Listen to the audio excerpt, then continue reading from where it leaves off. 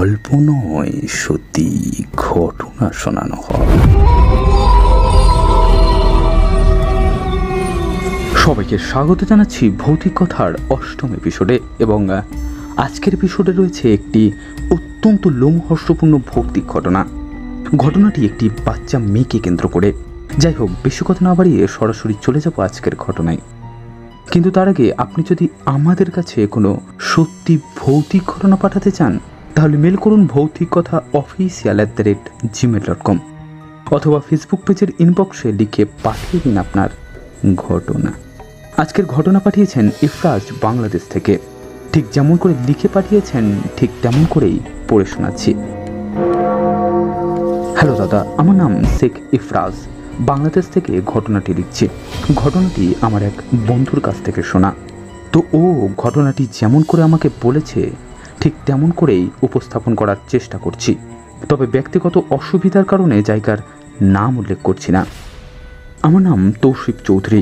কাজের সূত্রে বেশিরভাগ সময় আমায় বাইরে থাকতে হয়। এমনই একদিন বেশ কয়েকদিনের জন্য ঢাকায় আসি। ঢাকায় আসার 2 দিন বেশ ভালোভাবেই কেটে যায়, কিন্তু তৃতীয় দিনে হঠাৎ আব্বা ফোন করে বলে যে বোন খুব অস্বাভাবিক আচরণ করছে। আমি শুনে বেশ অবাক হলাম এবং যত দ্রুত সম্ভব ঢাকা থেকে বাসার উদ্দেশ্যে যাত্রা শুরু করলাম। বাসায় আস্তে আস্তে ভাবছিলাম যে হঠাৎ বোনের কি হলো। কালকে সকালেও তো বেশ ভালোভাবেই কথা বলছিল, তাহলে আজকে হঠাৎ কি হলো। বাসায় এসে দেখি অন্ধকার ঘরের এক কোণে চুলগুলো এলোমেলো অবস্থায় মাথা নিচু করে বসে আছে বোন কায়নাত। তাকে ঘিরেই দূরে দাঁড়িয়ে আছে বাবা, মা, দাদি, ফুফু আর মসজিদের ইমাম সাহেব। ঘরের সব জিনিসপত্রগুলো এলোমেলো করে রাখা। টেবিলের বইগুলোর মধ্যে কিছু বইয়ের পৃষ্ঠা ছেঁড়া অবস্থায় মেঝেতে পড়ে আছে। বিছানার চাদরটা দুমড়ে নিচে ফেলা। আমার বাসায় আস্তে আস্তে সকাল 10টা বেজেছে, কিন্তু বাইরে বৃষ্টি হওয়ায় ঘরটা একদম অন্ধকারচ্ছন্ন দেখাচ্ছে।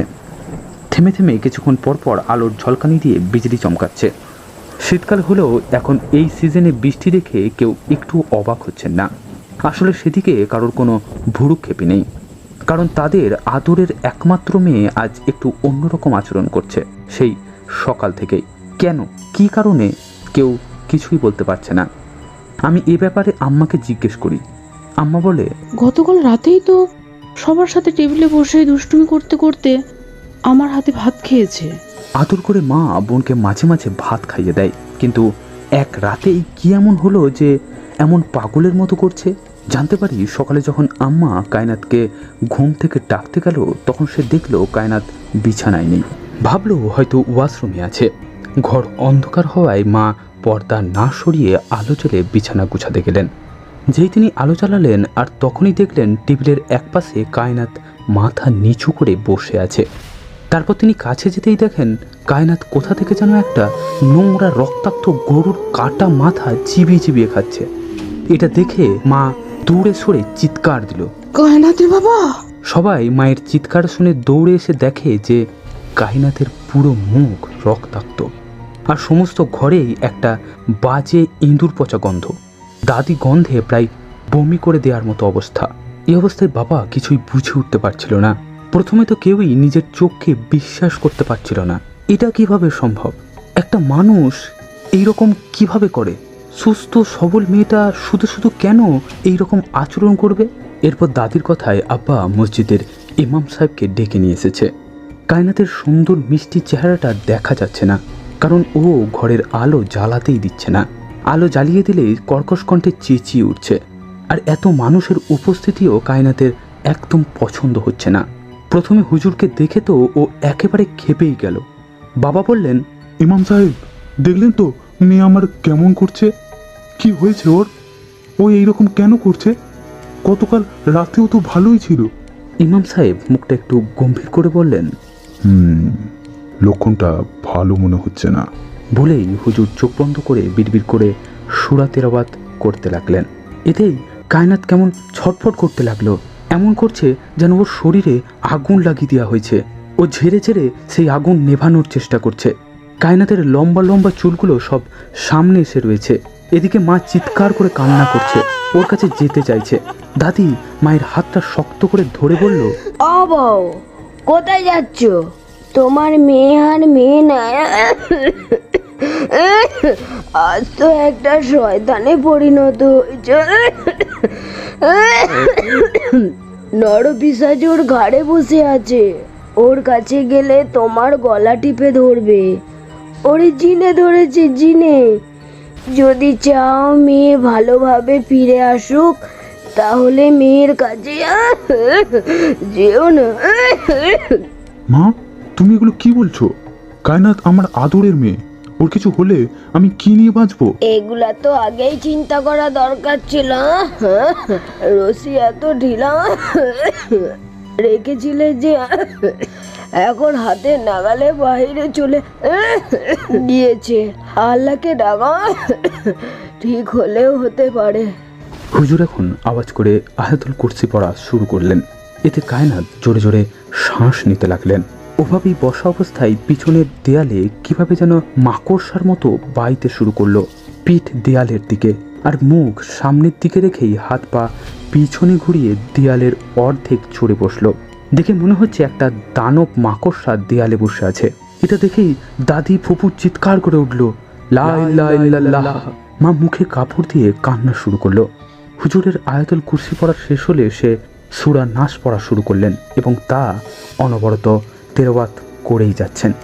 কায়নাত ওইভাবে দেয়ালে বসেই চিৎকার করছে। খুব বিচ্ছিরিভাবে হুজুরকে তুইতকারি করে কর্কশ কণ্ঠে বলছে, হুজুরের বাচ্চা, থাম, আমি বলছি থাম। ঘর তোর বউ নাই?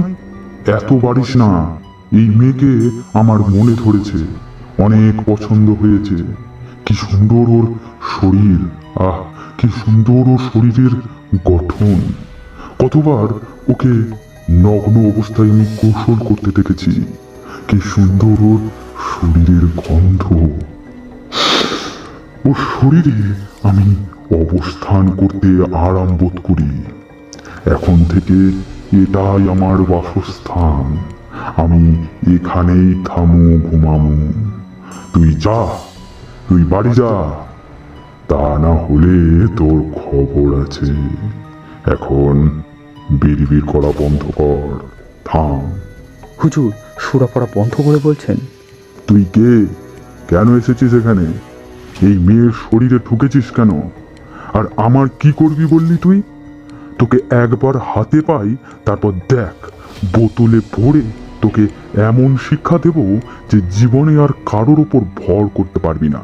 কায়নাত মাথা ঝুলিয়ে ঝুলিয়ে হলুদ হলুদ নোংরা দাঁতগুলো বের করে বিচ্ছিরিভাবে হেসে বলছে, তুই দেখবি, দাঁড়া, তোকে আমি দেখাবো।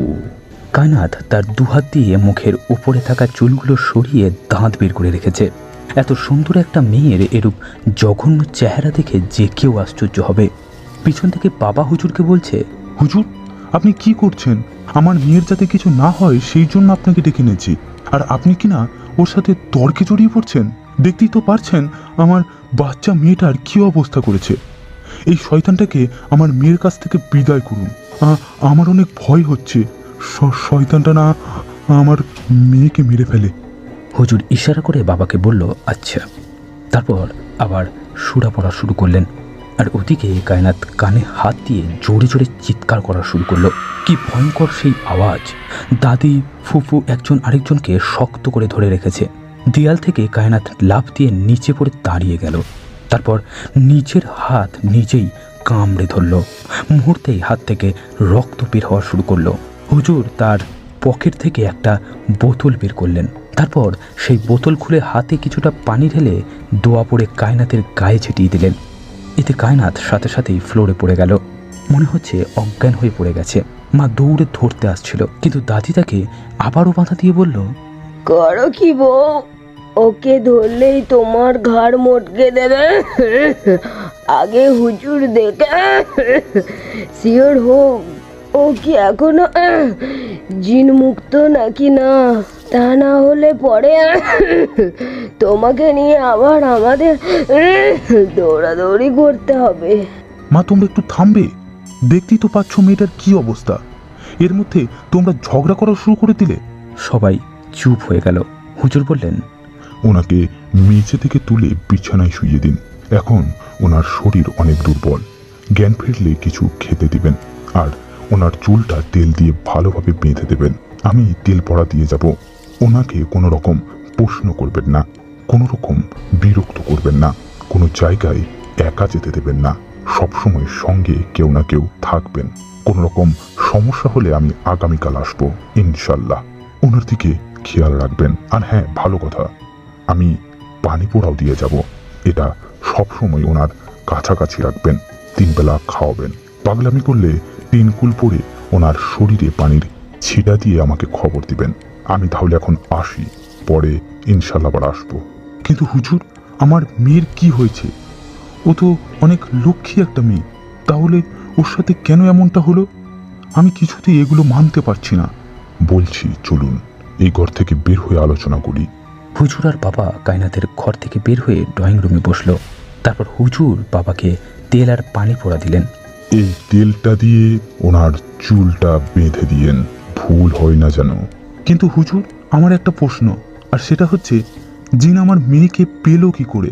মানে কিভাবে ওর ওপর ভর করলো? আমার মাথায় কিছু ঢুকছে না। দয়া করে চিন্তিত হবেন না। দেখলেন তো আমাকেও হুমকি দিয়েছে, আমার স্ত্রীকে নাকি সে দেখে নেবে। জি, আমার সহজ সরল মেয়েটা না জেনে না বুঝে কি করেছে আল্লাহ ভালো জানেন। আর ওরাও হয়তো খেপেছে। দেখুন, মানুষ যেমন আল্লাহর সৃষ্টি, জিনও তেমন আল্লাহর সৃষ্টি। শুধু শুধু ওদের ভয় পাবেন না, একমাত্র আল্লাহকে ভয় পাবেন। আপনি একদম ঘাবড়াবেন না। আমার যতটুকু মনে হচ্ছে আপনার মেয়ে হয়তো ওদের আসা যাওয়ার পথে বাধা দিয়েছে, তাই ওরা খেপেছে। আচ্ছা, মেয়ের দিকে নজর রাখবেন, আমি এখন আসি। বলে হুজুর বিদায় নিয়ে চলে গেলেন। এরপর হুজুর ঠিক যেভাবে সবকিছু পালন করতে বলেছিলেন ঠিক সেভাবেই সবকিছু পালন করি। এরপর থেকে আর কোনো অসুবিধা হয়নি। তবে এখনও বোনকে আমরা কেউ একা ছাড়ি না, সবসময় ওর সাথে কাউকে না কাউকে রাখি। আল্লাহর কাছে দোয়া করি এই ধরনের ঘটনা যেন ভবিষ্যতে আর না ঘটে। তো এই ছিল ঘটনা। ভালো লাগলে ভৌতিক কথাই শুনিও। সত্যি একটি হৃদয় বিদারক ভৌতিক ঘটনা শুনে নিলাম ইফরাজের কাছ থেকে। মানে একবার ভাবুন, একটা ছোট্ট মেয়ে, জিন বলে কিছু এই জগতে আছে সেটাই হয়তো সে জানে না, কিন্তু তার সাথে এমন কিছু ভয়ানক ঘটনা ঘটে যাবে হয়তো সে নিজেও কখনো কল্পনা করেনি। আল্লাহ সারা জীবন তাকে সুস্থ রাখুক এই কামনা করব। তো আজকের মতো এই পর্যন্তই থাক। ঘটনাটি কেমন লাগলো অবশ্যই কমেন্ট করে জানাতে ভুলবেন না। আর আপনি যদি এই ধরনের কোনো ঘটনা আমাদের পাঠাতে চান তাহলে মেল করুন bhautikotha@gmail.com। দেখা হচ্ছে আগামী শনিবার ঠিক রাত 10টায়। ততক্ষণ ভালো থাকবেন, সুস্থ থাকবেন এবং অবশ্যই আনন্দে থাকবেন।